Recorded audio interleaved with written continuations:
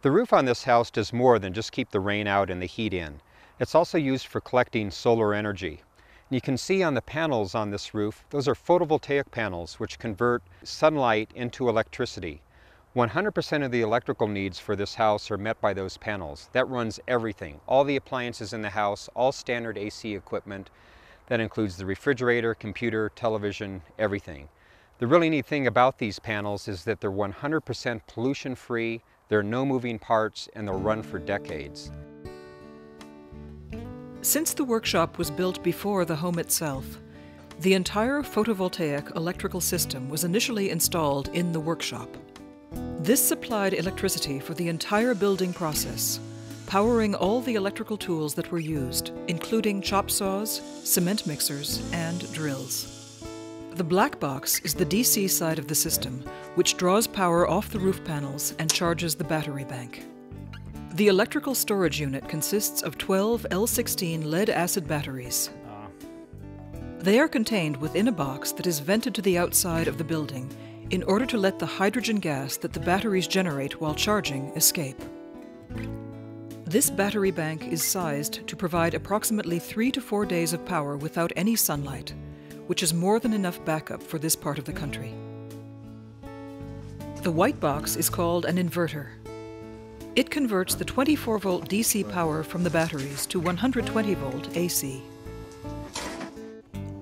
With the roof in place, the photovoltaic panels are moved from the workshop roof to the roof of the main structure. The inverter and DC charge controller will also be moved to their permanent location in the home. The house is now ready for electrical wiring. My name's Joe Yarkin, and I have a small solar electric contracting company, and we're going to rough in the wiring to this house. It's a standalone photovoltaic system and would be doing the rest of the solar electric system, but I'm going to be off to Antarctica for about 5 months and won't have time to do that. In Antarctica, I'm doing solar electric wiring down there for the National Science Foundation for science projects. Antarctica is one of the most remote areas on the planet, and solar energy is very good for summertime operations down there. One, because they get 24 hours of sunlight, and second, because it's reliable power with no moving parts, and that makes the economics of solar energy very favorable. Okay, the first step in designing an electrical system is making an electrical plan that the owner can express his desires about where he or she would like switches, plugs, and then combine them with the National Electric Code's requirements. After I got that plan, it allowed me to make an estimate of how much time and energy it was going to take to do this. I divided that plan up into different circuits, and when we're wiring a straw bale house, the first sequence is looking at the plan and planning out each circuit, and then finding out where the wire or the conductors are going to touch the straw bale. And in those places, we take a chainsaw or a knife and make sure that there is a raceway that we can shove the wire into the straw, where it's less likely to be hit by any kind of nails or anything like that. That code, of course, was designed for wood-framed houses, and but we interpret it the same, and it's enforced the same. It needs to be 1.5 inches in.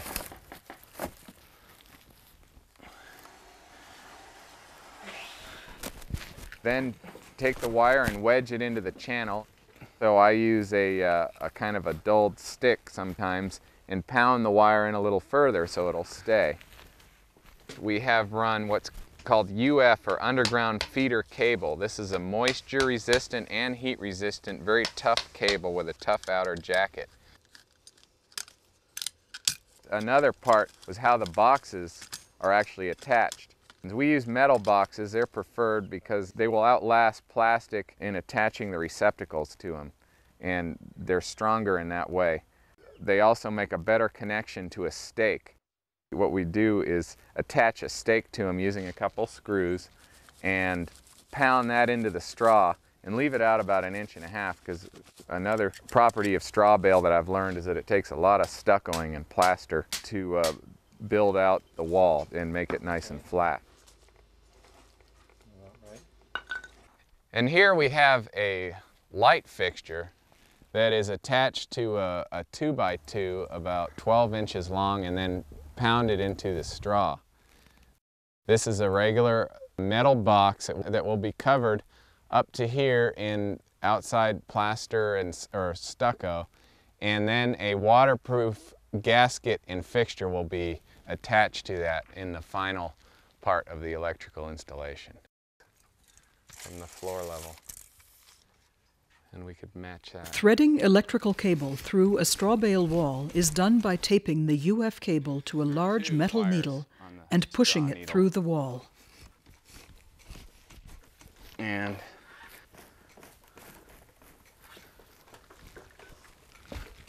now we have our 2 wires out here that will power this light and then send it on to the next light, which is coming out of the wall right over there.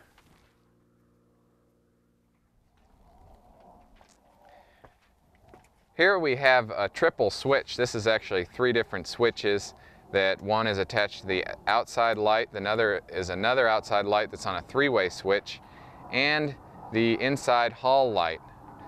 This is simply made by ganging 3 metal boxes together and then attaching that to one of the wood structural pieces.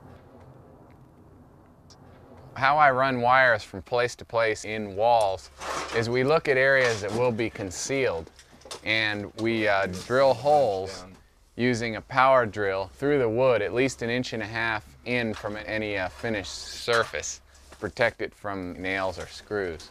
Then wire is pulled through these wireways and directed towards either the following receptacle or to the service entrance panel, which we call the home run.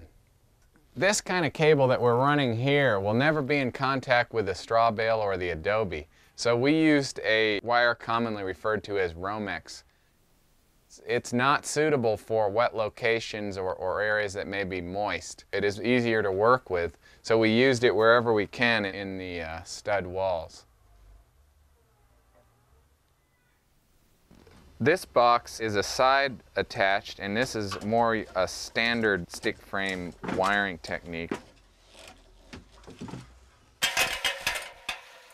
Joe Yarkin is on his way to Antarctica, so another electrician will come to do the final hookup of the photovoltaic system.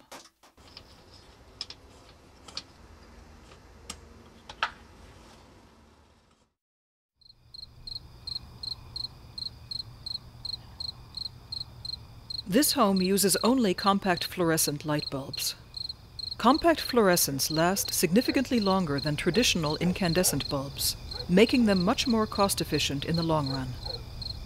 They also use much less energy and generate much less heat, which helps keep the home cooler in hot weather. Compact fluorescent bulbs are a good economic choice for any home or business, but for a photovoltaic-powered structure, they are mandatory.